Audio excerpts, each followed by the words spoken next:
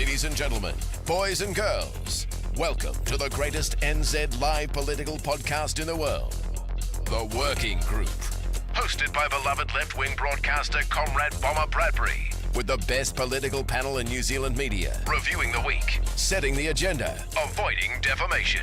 The Working Group is brought to you by Gravity Credit Management. When the weight of capitalism is becoming the event horizon of an imploding black hole, call 0800 Gravity, and our team will get blood out of a stone. That's 0800 Gravity. This is The Working Group. Ora Aotearoa, I'm your host, the editor of the daily blog, Martyn Bradbury. Hashtag socialism, hashtag solidarity, hashtag Chippy's doing his best, I suppose. This is The Working Group, New Zealand's best and greatest weekly political podcast that isn't funded by New Zealand On Air. Tonight, we are coming to you live on Sky 83, Rover, the Wātea Media Network, Māori TV, Radio New Zealand, Facebook, YouTube, TikTok for the Mokapunas, and the New Zealand Herald for the oldies. Joining me to discuss the big issues on our super duper iwi versus Peewee treaty debate special is the greatest political panel in New Zealand broadcasting history. Our first panelist is so right-wing, he believes marriage is between a man and his property.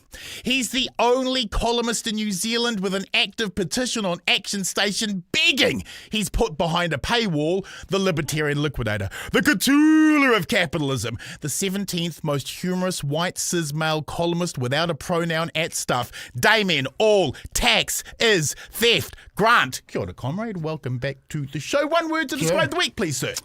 Gratitudes.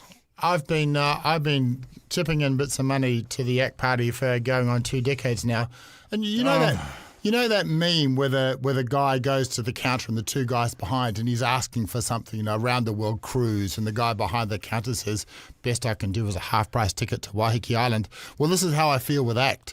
I've wanted heroin to be legalised. I wanted the Department of Education to be scrapped, and I've wanted the medical profession to be completely deregulated. And all David Seymour can say is best I can do is pseudoephedrine. Well, on the weekend I bought some pseudoephedrine, and I was enormously grateful. It's great. I'm dosed up on it now. So my word of the week is gratitude. Our next panellist boldly challenged ACT to debate the treaty anytime, anywhere, and any place. And to everyone's surprise, especially ours, ACT said, sure, let's do it on the Working Group Political Podcast. He's as confused as we are. Standing for the treaty tonight, he's the Māori for all seasons. He has the fire of Honeheke, the dulcet tones of Sir Howard Morrison, and he is proof positive that House of Gryffindor is Māori. The mighty iwi CEO Helmut Modlik. Kia ora, comrade. Welcome to the show. Tēnā koe, Bomber. Good to be with you all tonight. One word to describe the week, please, sir. Inspiring. I've been inundated with thoughts and impressions and information that's just left me pumping and ready to go tonight. And last, but certainly not least, his twerking has been designated as a hate crime against movement. He dances like a white man trapped in a burning banjo. Quite frankly, anyone with that little amount of bass in their twerk has no business commentating on race relations. Standing against the treaty tonight, he's the Māori for no reasons, leader of the ACT Party, and my electorate MP who helped me with my case against the cops when they breached my civil rights. Socialist and libertarian fighting together against the Jake Boot of the filthy police state. That was the one good thing you've ever done. Everything else has been dreadful. Ladies and gentlemen, the one, the only Voldemort. I mean, David Seymour.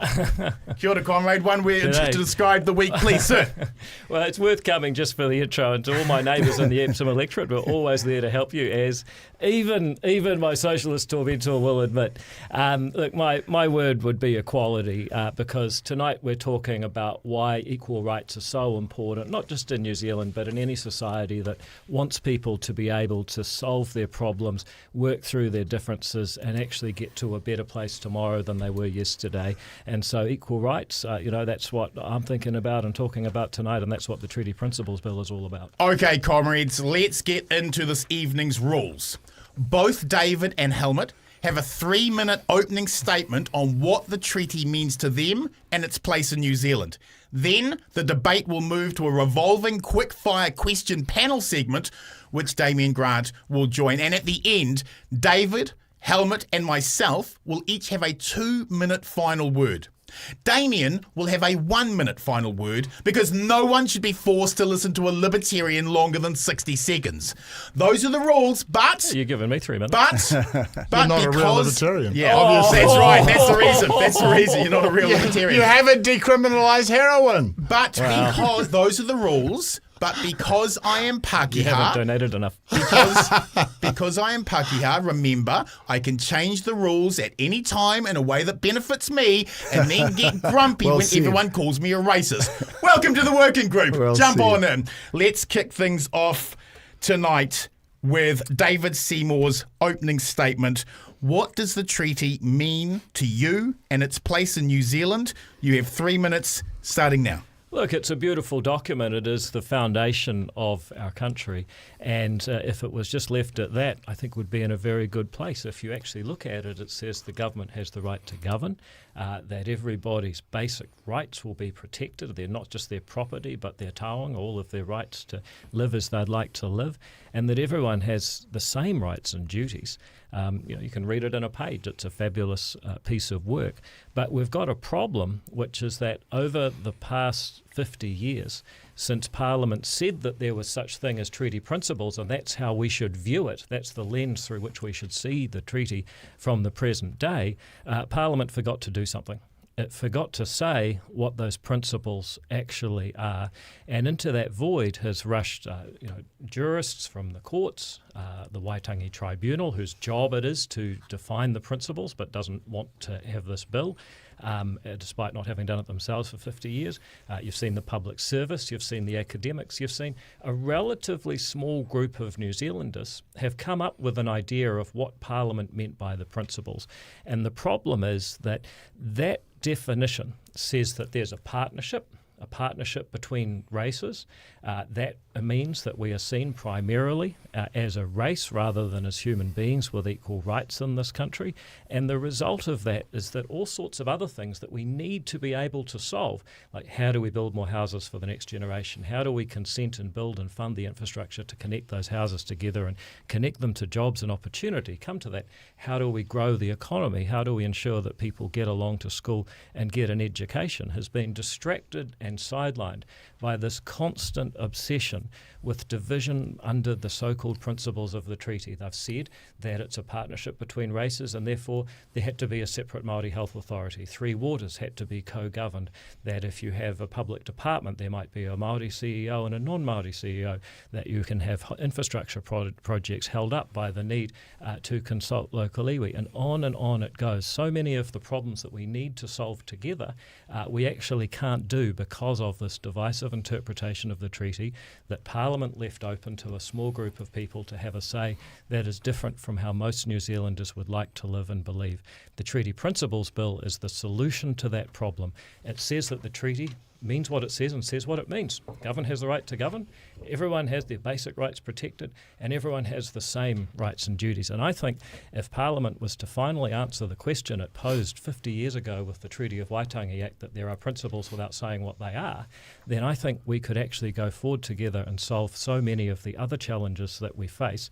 But the challenge for people who disagree with that is simply, where in the world is a society that has succeeded by dividing people the way that this partnership between races construct seeks to divide New Zealanders? Thank you, David. Helmut, I'll ask you now for your opening statement. What does the treaty mean to you and its place in New Zealand? You have 3 minutes, starting now. Well, when I was a little boy, I used to enjoy reading fiction, and it was not until I grew up that I actually learned that there are actual facts in life that you have to get your head around. And so I just enjoyed listening to a recitation of the fiction of the constitutional legitimacy of the sovereignty and democracy of this land. So here's my intro. 2 years ago, the protest at Parliament reminded us that democracy is a fiction only made real by the consent of the governed. It reminded us that for democracy to work, ideals like truth, fairness and justice have to be real. We were also reminded what happens when that consent is withdrawn. When citizens no longer believe that ideas like truth and justice and fairness are actually being upheld, the fiction breaks down, consent is withdrawn, and chaos ensues. Now, I start with those ideas, gentlemen, and those observations because truth, fairness, and justice are what's at stake for us here tonight and for our nation. It is a historical fact. Listen to this. It's a historical fact that every non-Maori person, every democratic or civil institution in this land is only here because the sovereign tribes of Aotearoa and the British Empire reached agreement on the terms of their existence here in 1840. And what were those terms? Act would have us believe those rangatira in 1840 surrendered their authority to Hobson and his queen. In exchange, they were permitted to keep their lands and treasures, were granted the rights of British citizenship, and that total surrender of chiefly tribal mana and power was obtained over 100,000 fiercely independent, warlike people by few officials, some missionaries, without military support or compensation. Now, I don't know about you, but that sounds like a damn good trick to me. The actual terms were that the rangatira granted the British the right to apply British law and governance. That's actually literally what kāwanatanga means. Not sovereignty, governance. Kāwana is a transliteration of governor. Kāwanatanga denotes the role of governance, not sovereignty. Governance over who? The 2,000 odd British citizens that were in this land and those that would follow. In return, the existing rights of total chiefly authority, literally what tino rangatiratanga means, over tribes and resources were guaranteed, as well as protection and rights of citizenship. That's it. Now, you don't have to be a genius to know which one of those scenarios makes more sense or is true.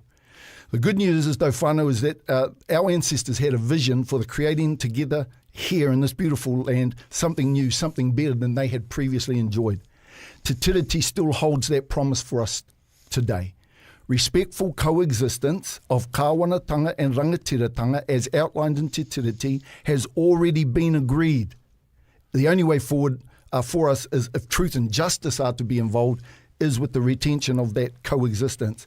Tonight we've got to answer two key questions, whānau. First, what did Te Tiriti o Waitangi mean to its signatories in 1840? We've got to answer that. We've got to nail that. And second, what does it mean to us today and to our moko tomorrow? The eyes of our tupuna upon us, but gentlemen, let's not let them down. Thank you, gentlemen. Now we are in the revolving quick-fire question panel simming. David, the late, great Moana Jackson said, contrary to what the Crown has always said, the treaty did not admit either a cessation of Māori sovereignty or a vesting of power solely in a political system brought here from somewhere else.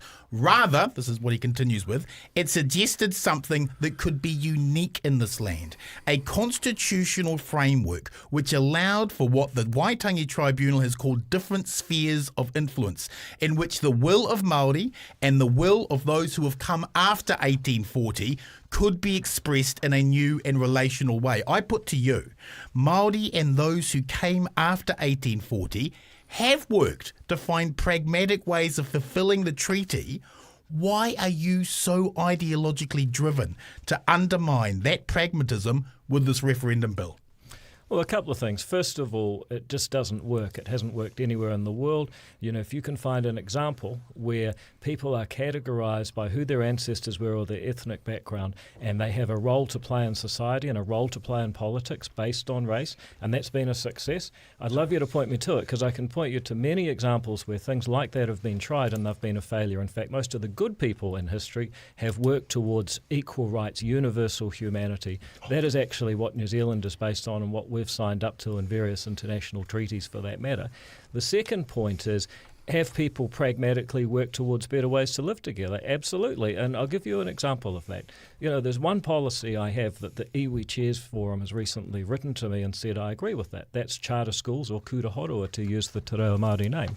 Now, I have absolutely no problem. In fact, I've put almost all the political capital I had, when I had nearly none, in allowing communities to set up schools. But here's the thing. It wasn't just a lot of iwi, it wasn't just a lot of Māori groups that wanted to run kura horua. It even included Willie Jackson, my old mate, ran a charter school. It was also Michael Jones Pacific Advanced Senior School. It was also Seta Salupia with Rise Up. It was also schools that actually didn't have any ethnic basis whatsoever. So if you want to be pragmatic and talk about how people can live their way and get on with it, that's fine. But if you want to talk about in fact, I'm one of the people that's done the most to try and make that happen.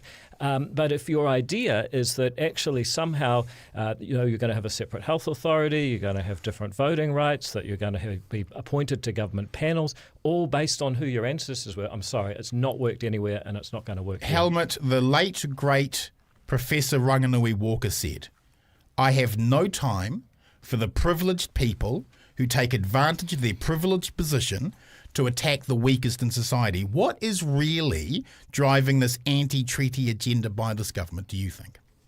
Politics. So, look, with respect, if I could come back to the question that you just asked, David. So, you said we could have fun here, Bomber. So here we go. Jump around, my friend. Rip into it. So look, the first and most important question is what in fact did Te Tiriti o Waitangi mean to the signatories in 1840, right? So I'd like to offer up briefly from 4 different perspectives, in my view, absolute conclusive evidence of what it meant to them, from both a logical point of view, from a linguistic point of view, from a cultural point of view, and a historical. Let's get the easy one out the way. The history, that's been written. That's done. I brought along the most recent book, which is a comprehensive analysis of all of the available pre, during, and post documentary evidence around it. And the conclusion was clearly, and here's what it says in that book: those who framed the English text, not just the Māori, intended Māori to have continuing rights to self-governance, which is what tino rangatiratanga means. So let's just put that aside.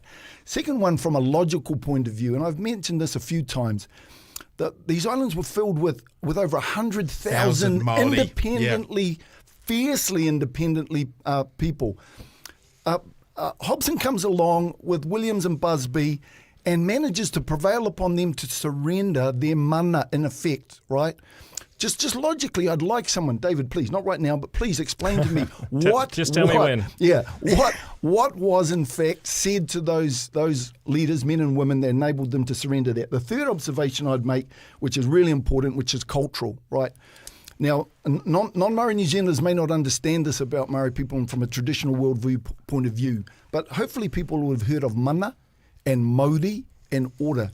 So in traditional Māori worldview, these ideas was how people viewed existence. And when you behaved in a mana diminishing way, it diminished your mana, your mauri, your ora. And ultimately, if you kept on persisting in mana diminishing behaviour, it actually diminished your actual life. That's why when people lost in war, there wasn't any exaggerated bondage or imprisonment, because their mana had been so diminished, they accepted their change in circumstance. My point being is the idea that the rangatira of 1840 would totally surrender their mana to a couple of blokes and some missionaries, it's preposterous. Culturally and psychologically impossible. Now, we do need to get to the linguistic issue too, because this is really the black and white bit. Okay, I'll come back to that. Damien, the late, not so great Member of Parliament, James Richmond, wrote in 1851, "I look forward to the day when the preposterous Treaty of Waitangi will be overruled and the ridiculous claims of the natives to thousands of acres of untrodden bush and fern will no longer be able to dampen the ardour and cramp the energies of the industrious white man." How is that 19th century white settler privilege vibe any different from what ACT are proposing today? And aren't Māori sick of this? No, I don't think you. If you go back and you have a look, and let's just talk about Helmut's iwi, Ngāti Toa, there was a clear set of actions where the Crown and its the New Zealand Company in 1839 violated the property rights of Ngāti Toa. So I don't know the gentleman you are referring to, and I don't think his views hold much weight. But I want to come back to the issue of sovereignty. I'll ask David about that in a second. But in the case of Helmut's iwi, you had property rights. The property rights were violated, and a treaty settlement was done. You can argue about whether the treaty settlement was fair or not. So I'm not too sure the point you're referring to, but I just want to ask David one question. The issue of sovereignty, do you believe that sovereignty was ceded in 1840? Well, yes, I do. And just to reply to what Helmut's been saying, it may seem absurd that 100,000 Māori would cede sovereignty to a small group of people. But that is not to give those Māori some credit. They actually realised that they were dealing with the representatives of the only global superpower. And you can put it the other way Preposterous. around. Imagine for a moment, well, what's preposterous is the idea that... No, let them finish on it. Sorry. What you could equally say it's preposterous that Queen Victoria, who was in charge of that superpower, arguably the most powerful woman in the world at the time, would enter into a partnership with 100,000 Māori on the other side of the world, when she certainly didn't consider herself to be in partnership with any other group. I think David Longy had a version of that was a bit more desultory that I won't repeat. And actually, you also got to remember at that time, Māori had experienced the musket wars, so self-governance wasn't going that well. In fact, more people died in the musket wars than New Zealanders died in World War I overseas. So, it's actually not preposterous. But ultimately, I also just make the point that it doesn't really matter, because what New Zealanders had since the Treaty of Waitangi, since 1852 when the first election was held, is 55 free and fair elections. You take out the first dozen because they didn't have women voting. I think it's shameful, but we got there before anyone else. We have had democracy of the likes that almost no other country can dream of. There's only 7 countries that have been democratic for as long as us.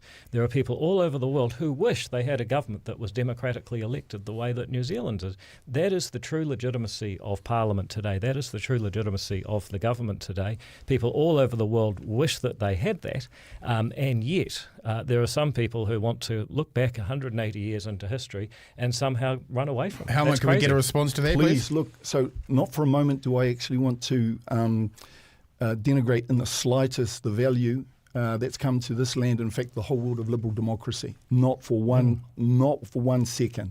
That's a blessing to the world. So just park that. Well, I think those chiefs valued it too. The only point that I wanted to make, David, is that in fact the opportunity for that democracy to be here in the very first instance is because of the terms of the agreement reached between those chiefs and the representatives of the Queen's government that we're here. Right? That's the only reason democracy is here. And so if truth first and justice, and in fact doing what you say, which is a fair go, which Kiwis are pretty hot on, mean anything in this land, then you can't just discard the basis for the democracy being here, because in the 21st century it no longer suits our preferences. You've still got to deal with that constitutional origin and its reality. But I'd like to come back to the essential point. There is no evidence, not linguistic, not cultural, not historical at all, to the proposition that those chiefs ceded their mana motuhake. If it is, lay it out for me. Let's hear it and let's talk about it. Because as I've said, linguistically, culturally, historically, and logically, it didn't happen, David. And the implications is simple, right? If that didn't happen, then that puts at question the legitimacy of everything that's happened since constitutionally. Look, it's all really interesting, but I actually don't see what you're trying to say or why you disagree with me, because the Treaty Principles Bill I propose starts out by saying the first principle is that the government has the right to govern and Parliament has the absolute right to make laws. Where did it get that right? Now, well, if that's going to be stated in the Treaty Principles Bill, you'd have to say it's coming from the treaty. So in a way, I think you actually agree with me. You agree with liberal democracy. You want to live in a country where everyone's equal. You want to live in a country where the treaty is our founding document and the right to govern comes out of it. It comes out of that principle. So it's not really clear what you actually disagree with. Let me clarify for you. Let me clarify for you. You should be a supporter of the Treaty Principles Here it is. Bill. Concentrate on what I'm about to say. So given that all the evidence and everything I've cited demonstrates that in fact ngā rangatira ngā hapu of Aotearoa did not cede sovereignty, right? On what basis, what legitimate basis did the British Parliament then, in 1852, pass and implement the New Zealand Constitution Act 1852 that established the House of Representatives? On what basis? What legitimate basis? The answer is none. That means logically that Parliament and the courts are ultra-virus. They're legally not justified to be here. Now clearly they are here. Clearly, in fact, the Crown has sovereignty. Well. By osmosis, By the same means that usurpers have secured sovereignty in every other land. And this is the thing. It's all interesting, but how's it supposed to work, mate? Helmut, That's the question. Good question. I want to ask you a Good question. question. Keen to talk about it. David made the comment that where everyone is equal. And he presupposed an assumption that you believe that everybody in New Zealand should have equal rights. Do you believe that? Is that your belief that everybody should be equal? This is an entertaining facet of the Act position. So which rights are we talking about, gentlemen? Political and economic. Political and economic? Yep. Okay, I will go with political and economic to this extent. Yes. So right now, the proposition that everybody in this or any other democracy has got exactly the same political rights is a fiction. I'll give you an example, right? In this land, you can be married, have children, have a job, pay your taxes, and all the other responsibilities of citizenship. If you're 17, sorry, you can't vote. You can't even get your full license. You can be voting age, have paid taxes for decades, right? But if you're convicted and in prison for 1,095 days, you can't vote. If you're convicted for 1,050 days, you can vote. Now, I'm simply making the observation that who can vote... Getting a bit high school. No, I'm making a point to you, my friend. I'm making a point. Who can vote Helmut, has never been universal. Let me drill down on that. Do you believe that it is... Do you believe that people should have different political and economic rights based on their whakapapa? Do you believe that people of the treaty and people, the tangata whenua, do you believe that they should have separate economic and political rights based on your reading of the treaty? Good question. So let me put something to bed instantly here, guys, like really clearly. So focus on this, right? The counterparties to the tiriti were Anglo-Saxons and Polynesians. The relevance of the race of the rangatira was as relevant as the race of the British. Irrelevant. What there was a compact, a contract, a treaty between two sovereign groups of people and their polities.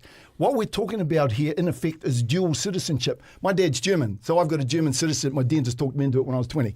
So I've got German citizenship, I've got New Zealand citizenship. That means in this jurisdiction, if the New Zealand government enters into arrangement with the German government, then I will have rights in this land potentially for extradition or otherwise that you might not have if you're not German. So is the issue of dual citizenship problematic historically, currently, and future? No, it isn't the issue. Great point. So great it point. isn't about race. Well, David, former Attorney General, hold on, former Attorney General Chris Finlayson says the treaty was between the Crown and the Māori chiefs who signed it, whereas you were misrepresenting the treaty as between races, and because you do this, you come to the wrong conclusions. Boom. Why is the former Attorney General and former Minister for Treaty Negotiations wrong and you are right? Well, first of all, I'm quoting the Court of Appeal in the Lands case, and he should know that.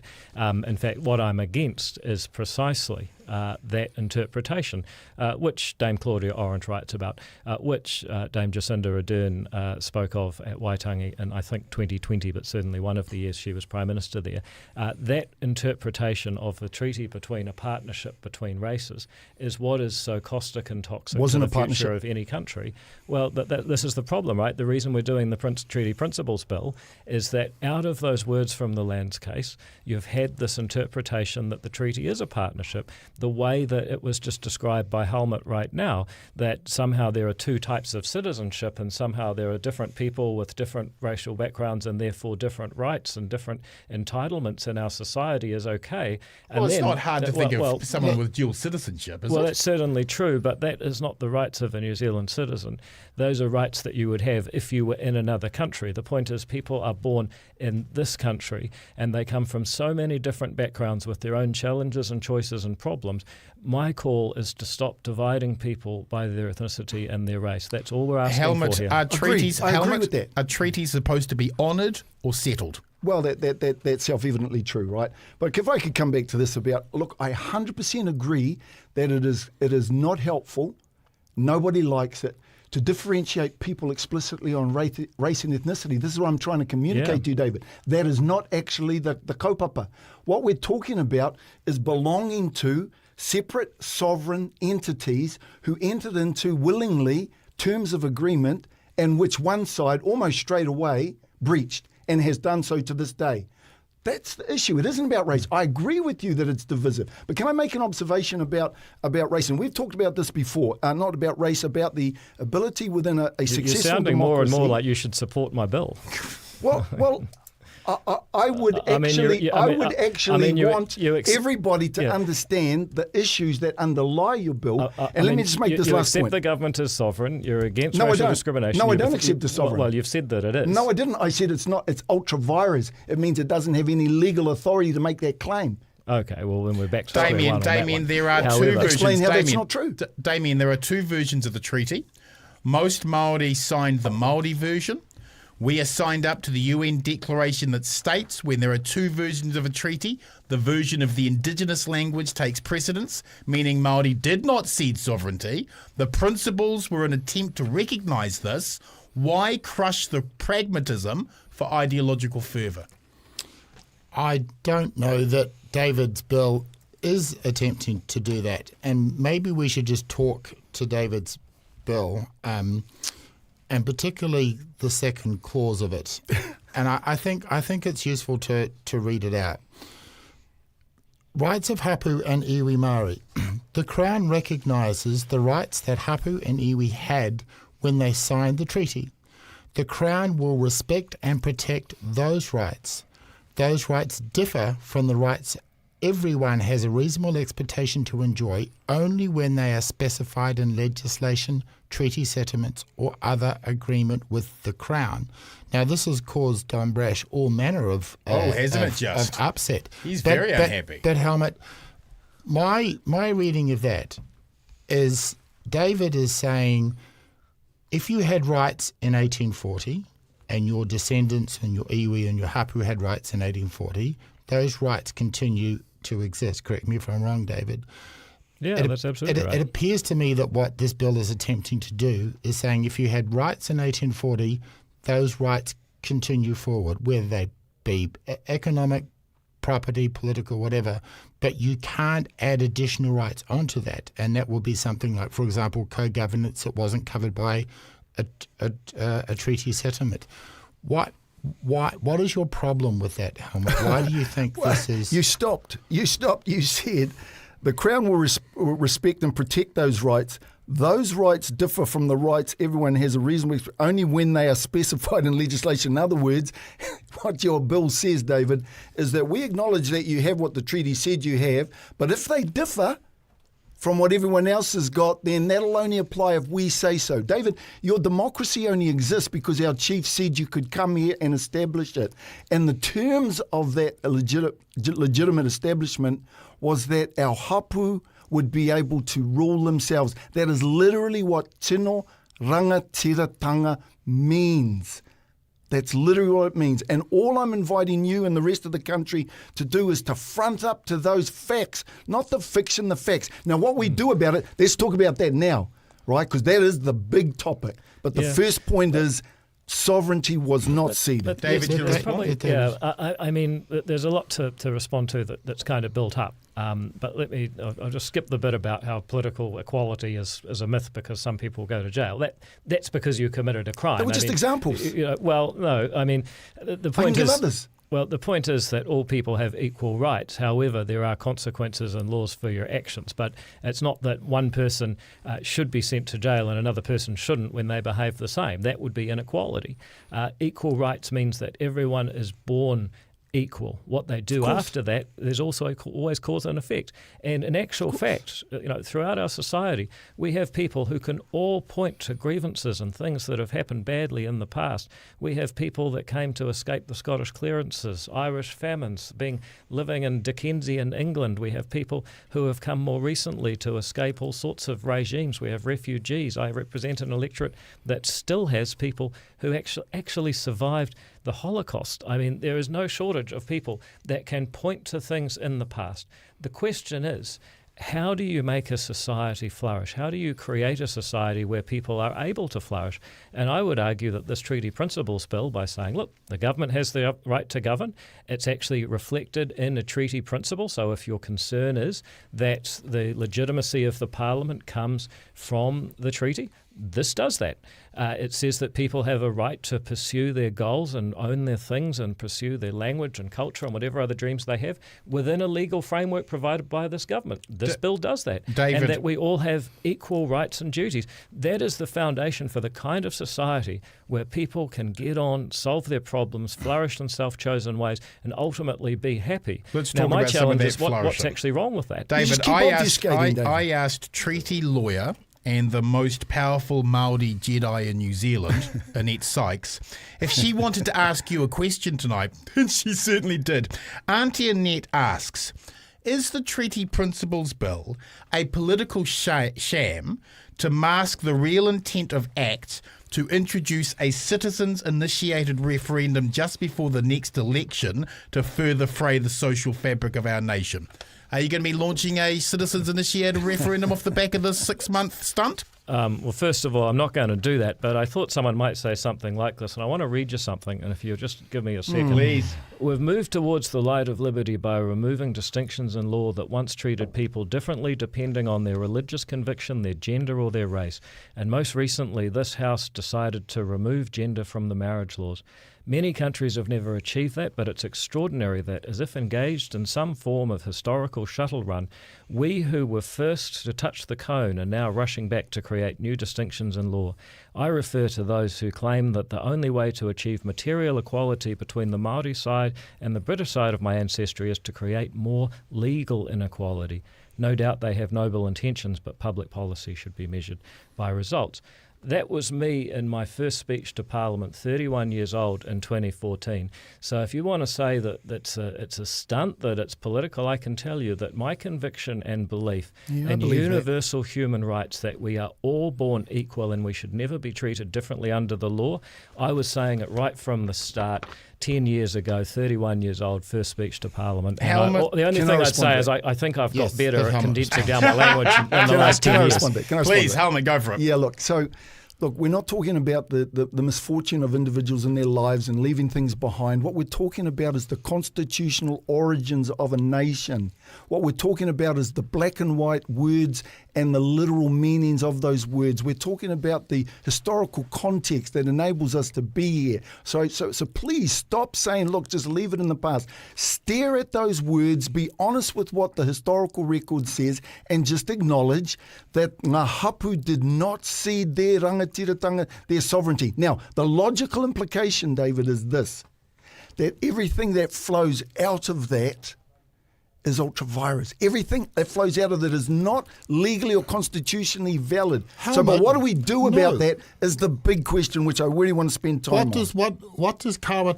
How do you pronounce it? Kawana. What does it mean? I mean, let me tell you. It means governance, right? So kawana was a transliteration. So let me just rewind. So in 1835.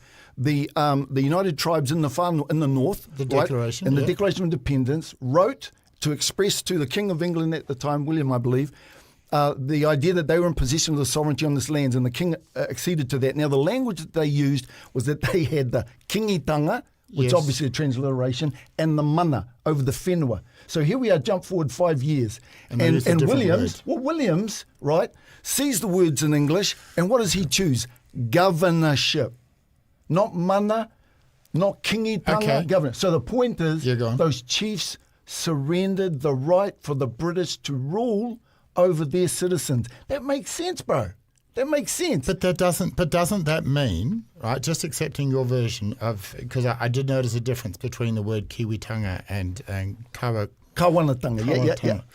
Although I also notice this is kawangatanga katua, which I understand means all. So that creates a different emphasis. But of all the lands. But what that means, all right, fair point. But what that means is that the Crown had the right to govern. So it's not ultra-virus. Who? So you're saying that the chiefs only gave the Crown the right to govern Pākehā. And let me prove the point. So that was a question. Yes, it is. That's true. Okay, yeah. And so let me prove the point. So in fact, there were a large and very powerful iwi around the motu who did not accept this. Tainui probably being the largest and most powerful. And the reason was there's bugger all Pākehā people are there. There is no logic to them to accede to having the English rule over well, and that's why the kingitanga and the whole movement there, it was its own independent kingdom. So what is the practical effect of that now? If you're right and sovereignty was not seceded, how is New Zealand to be governed? What is the principles? practical... The Great principles. question. The principles. What is the practical effect of that? So here's the thing. When I was thinking about this earlier in the week, I thought to myself, crikey, this is a little bit like telling somebody that they're adopted. And the truth of the matter is, it doesn't matter if you don't like it. If it is true, it's true. But here's the thing. What you really want to know is, am I still loved and do I still belong? And the answer is in both cases, yes. And Te Tiriti o Waitangi provides the framework, right? But what does it mean? So we've been on a project for at least 30, 40 years of, in fact, reasonably respectfully, working together on giving flesh to the meaning of that concept of coexistence. What does That was it the mean? principles. The principles. How does that change my life?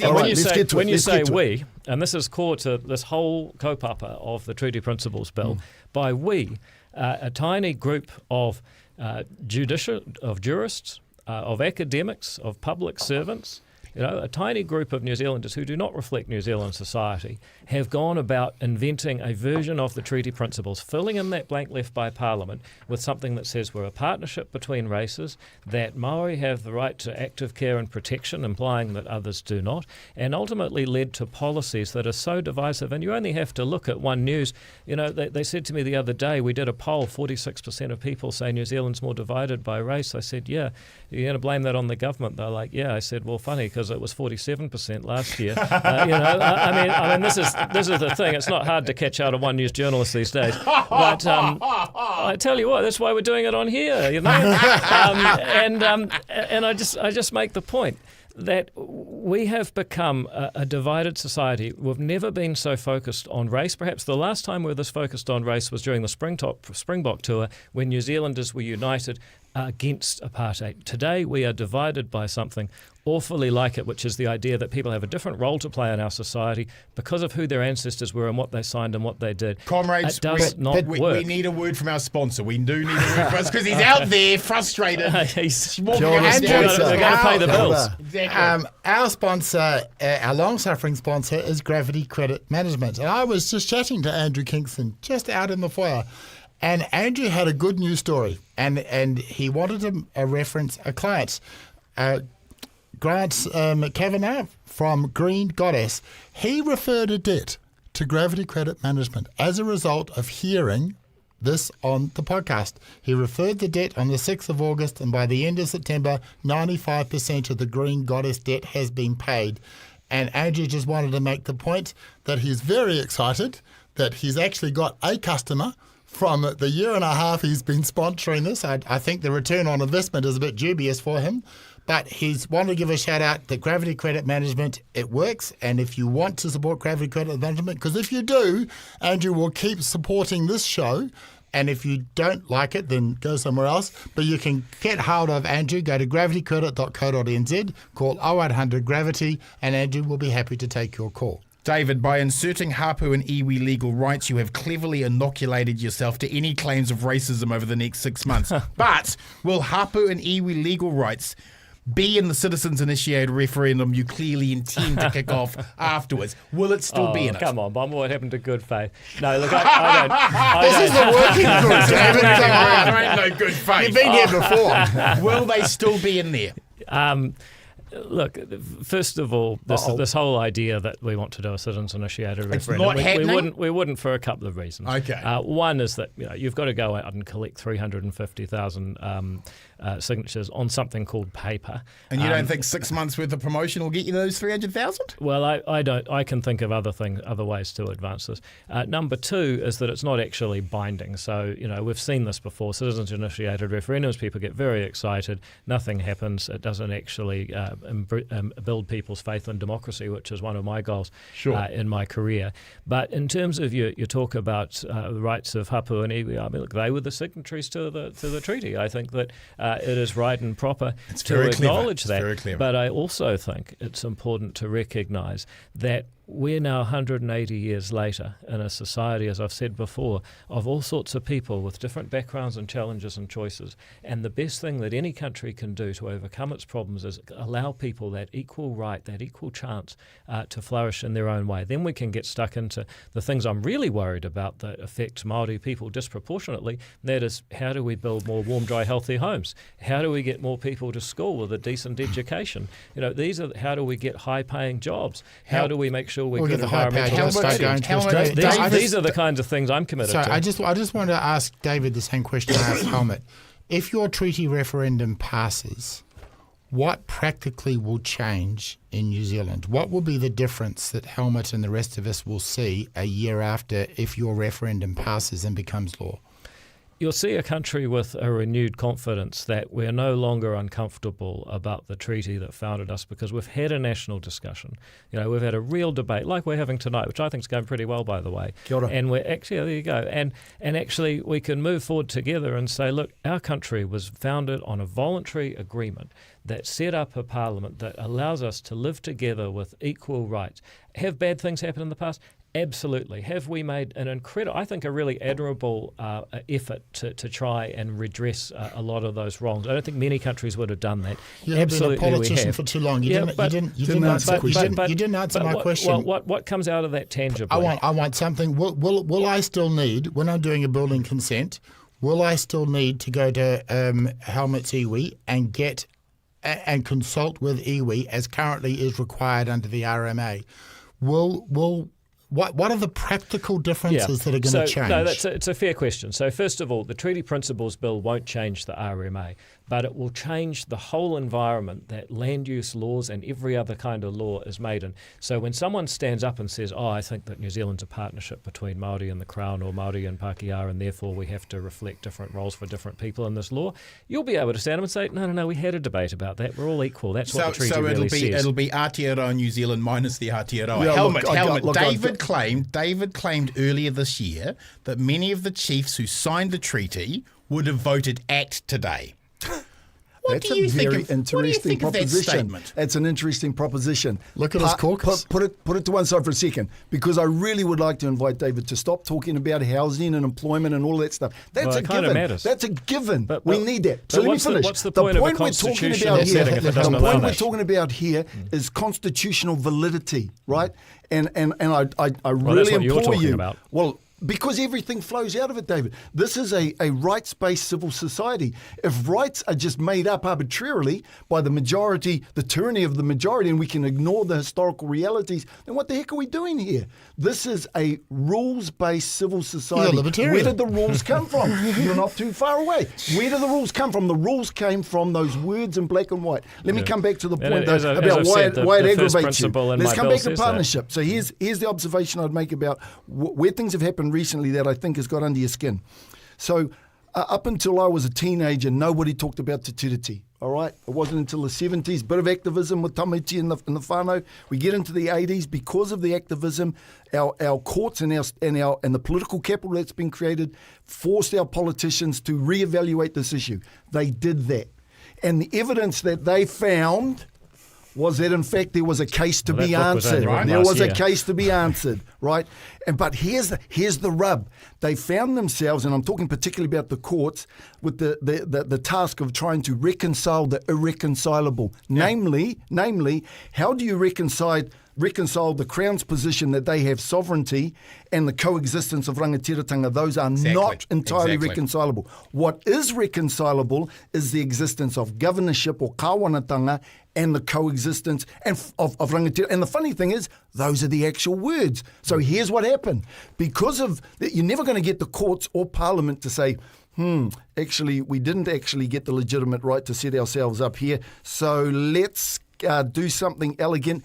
And they invented the idea of the partnership. Now you've got to concede that was a Gordian knot solution that was quite elegant in stage. I don't disagree that That's happened. where it came from. I mean, that's a pretty good summary of the facts of the last 50 years. But the only problem was it wasn't the politicians. It was by and large the Waitangi Tribunal, the public service, all of them. The tribunals, the politicians, and the academics. It was a small group of people who, if they were experts, why did they produce a society that said we're a partnership partnership between races and we have different rights and different origins, when that has never worked anywhere else in the world. So let's go straight to that. That's a big question, right? So if I could pick that up. Yep. So remember what they were trying to reconcile, and we still have to, right? So if, as you propose, which in fact I think I've evidenced is not true, that there was a cessation of sovereignty on behalf of the hapu, right? So if that didn't happen, and all that our government has is the right to rule or govern the citizens of that empire, and our rangatira still have the right, which they do, especially those who never signed anything, kia ora for that, right. To have the right to rule their community, then what have we got? We've got a coexistent something. Now, here's how it looks like in another jurisdiction. As you know, in the United States, since the beginning of the US Republic, there has been provision for sovereignty being shared across federal, state, and Indian nations. Native American. To this very day, that's in place. And if you go and visit the Choctaw Nation in Oklahoma, you will see them with their own legislation, judiciary, police, and all this. Is there up in arms? Has anyone got a problem? Is that democracy under pressure? Yes, but not because of Indians. My point is, it is feasible, it is able to be done, and they've done it because they at least had clear eyes on their constitutional origins. All I'm asking for, David, is for clear-eyed acceptance. That is our origins. Then turn to what do we do about it. I'm sorry, Damien, but it's an interesting. It's an interesting example. But actually, everywhere in the United States, you are subject to the Constitution interpreted by the Supreme Court. Now, there were a group of people who thought they didn't have to follow the Constitution, and Abraham Lincoln said, sorry, you can't keep your slaves, you can't have your own rights, you're bound by the US Constitution. So the idea that the United States is somehow an example of different jurisdictions. So Hobson was our Lincoln. He abolished slavery. Andrea Vance, writing about Act's rise in the polls, said, the party has risen by stoking a culture war, peddling identity politics, and putting a tale of Pākehā grievance at the heart of party identity. How is any of that a good faith debate on race? You want me to criticise what Andrea Vance just said, because I'm happy to do that. I don't think that is correct. I think David is raising valid issues, and I think, and my own perspective is, you have property rights. And I don't think David or the ACT Party or Hobson Choice or anybody else is objecting to the treaty settlements where property rights have been violated. We absolutely support those. Where this is going, where it's gone wrong, and you go back and you read the Lands case, there were 5 judges who gave 5 separate interpretations. They can't themselves agree on what was going on. What's happening, Helmut, is that the principles are being used to what for a lot of people believe is extending the treaty beyond the treaty settlements. You have the treaty settlement, and your iwi has done one. The principles are being used to extend those treaty settlements into the political arena, and that's where there is a lot of pushback coming. And it is entirely legitimate for ACT and Dombrash and anybody else who objects to that to say, no, we disagree. So Can I respond to that? Andrea Vance was wrong, as other people on this podcast have been wrong, when they say that David Seymour is stirring up these issues. This is a valid political issue. I think just there is. Very quickly, if I could just we're running out of time. I think there is something very interesting about that column and people that like her, Andrea Vance, that have written things like that, is that they're just so angry at the simple proposition that we should fill in the blanks left by Parliament with a statement that the treaty gives the government the right to govern, protects our rights and makes us all equal. And the real question is, why are people so angry and so opposed to having this debate? Helmut. Yeah, you're just repeating your slogans, bro. So here's the issue. So it's Article 2 that speaks to property rights. And I'm here to tell you, gentlemen, I agree. 2 cents in the dollar is not a settlement. That's a down payment. Right? And you said I'm just repeating slogans. As you as libertarians, you should do better than that. The thing that is still problematic is Article 1, which is the root of the matter, right? The distribution of power in order to rule and make laws and all the rest of it. That's the debate. Now, we haven't even gone there. So we got to at least have one quick kōrero about Comrades, what it looks like. we've got to wrap the show. Yeah, we're out of time. Final 2 minutes. it. David Seymour, your time starts. You've got 2 minutes. Now. Look, it's been very clear tonight that there is a real problem. The treaty has gone off beam. the way that it's been interpreted by a relatively small group of people is inconsistent with universal human rights and the things that allow countries to flourish by letting each person flourish, no matter what their background is or who their ancestors were. We need to solve that problem by providing an interpretation of those treaty principles after 50 years of silence since 1975 when it passed the Treaty of Waitangi Act. Our Parliament should speak again. It should speak for the people who want equal rights and say our treaty is our founding document. It did create the ability for the government to govern, as Helmut has repeatedly brought up, but it also says that we all have ngā tikanga katoa rite tahi, the same rights and duties. If we can implement that solution to this problem of this long silence, this void that's been filled by too many interpretations of the treaty that are divisive, then I think our country will have a much brighter future, because all those other problems I've talked about we'll be able to get on and solve. And I know Helmut says, but we don't want to talk about the outcomes, but I just say, what use is a constitutional framework if it doesn't allow people to overcome their problems and solve their dreams, no matter what their background is, who their ancestors were? All people can point to with in their past, but what we need to do is ensure that each of us have the ability to flourish in our own way. Only when we do that, with freedom under the law and equal rights for all, will we be able to get on with flourishing as a country. Thank you very much. Helmut, your 2-minute final word, please. Go for it. It's hard to listen to libertarians ignore the black and white of a contract and just because it suits them to move on. Look, I'll close where I began. Democracy is a fiction, and it requires the consent of the governed to be stable and thrive. And it's also a work in progress.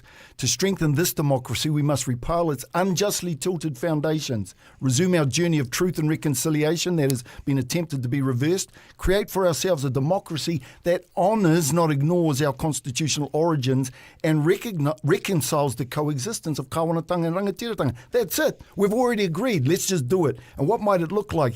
Surprise, surprise, whānau, it's already happening, right? All over the country you can see examples where hapua and iwi are working in genuine relationships with local central government, communities, private sector in a way that you now want to destroy. But that's not going to happen. I'll tell you why. Because we're Kiwis, right? And we love what that means.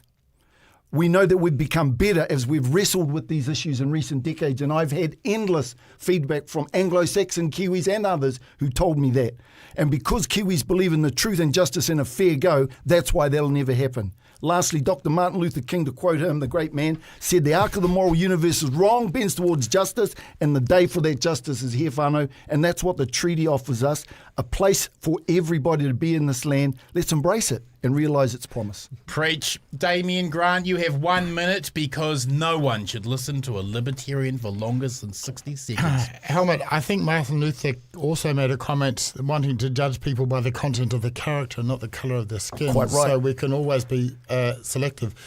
It is interesting. One of the things that I was unable to really nail down is we have two very different constitutional worldview. And what happens if either of those world's views are put in? And Helmut, I'll tell you from my perspective what I see happening. I see the principles of the Treaty of Waitangi are being used to extend the treaty settlements beyond the four walls of the pages. And you made an interesting comment that 2 cents is not a settlement; it's a down payment. And you might be right. 70 million for Ngāti may be a relatively small amount for compensation for what has happened. But where it is better to write a large cheque than to have ongoing differences in political rights and outcomes. Just one final issue. Bama said you had the spirit of Honey Heke. I think the spirit of Tirapraha would be more appropriate Damien. for you. Bama doesn't do his homework. Tēnā Thank you, comrades, to my final words for this debate. I'm a 50-year-old Pākehā with no Māori ancestry whatsoever, and neither does my beloved daughter. But she is a Kiwi, and I believed she had a right via the treaty to access the taonga that is the Māori culture. And as such, she's been in a Māori immersion class since she was 5 years old. Each year, at the beginning of term, they have a class circle where each student gets asked what tribe they whakapapa to. When they get to my daughter, they always ask her, what tribe do you come from? And each time she says, none. There's always a moment of confusion and surprise. What's this white girl doing here? But she has a prepared speech. She says, my dad thought as a New Zealander it was important to access the Māori culture, so I've been learning te reo since I was 5. This is always met with wild excitement and cheers, and I have to tell you all, hand on heart, that when my flesh and blood sits at my dinner table and does a karakia in fluent te reo, I'm not even religious for Christ's sakes, when my daughter can speak the mother tongue of this country, it makes me feel a deeper connection to being a New Zealander than anything else. Last month, this will be news to you, David.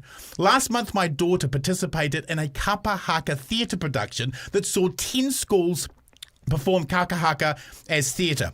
It was a Wednesday night, 7 p.m. to 10:30 p.m. at the Aotearoa Centre. It was packed to the rafters, with over 2,000 young Māori, Pasifika and Kiwis performing their hearts out. And I have to tell you now, it was 3.5 hours of the most glorious sedition, militancy and pure celebration I've ever witnessed. Every time the Māori sovereignty flag was raised on stage by one of the teams, the crowd roared their support. When the Polynesian Panthers appear on stage, the kids bring the house down. On the back screen, there was a video of the treaty being burnt and a stage full of students symbolically hanging themselves with white ribbons to symbolise the loss of their language. Then there was a moment that stunned me. During one of the performances, you, David, Winston and Luxon came up on the background. And when they did, all hell broke loose. The gasp of shock from the combined audience that these hated figures would suddenly appear in huge form in front of them was startling. And then the gasp of oxygen ignited and a fury and outrage that exploded from the lungs of over 2,000 as they roared in naked rage at the three of you. It was during the tsunami of righteous cacophony that I realised something. The next generation of Kiwis will not accept Māori being treated as second-class citizens in their own country. The future is younger and browner, and it doesn't matter what stunt you pull with the treaty referendum bill, David. You've already lost. Tika tau. Now here's Tom with the weather. That was The Working Group, New Zealand's #1 political podcast that is not funded by New Zealand On Air. Remember, text WORKING to 3598 for all show updates and follow us, comment and like us on Rover, YouTube, Twitter, TikTok and Facebook. We'll see you Tuesday next week at 8 p.m. with panelist Jordan Williams from the Taxpayers Union and New Zealand Herald columnist Shane DePoe. If you thought tonight's show was the Rumble in the Jungle, next week's show will definitely be Rope-a-Dope. Kia ora and ka pai. You stay classy, Aotearoa. Hooray! That was New Zealand's greatest weekly political podcast, The Working Group. Not 1 minute of this show was funded by New Zealand On Air. Nope, no creamy public broadcasting money for us. That was The Working Group.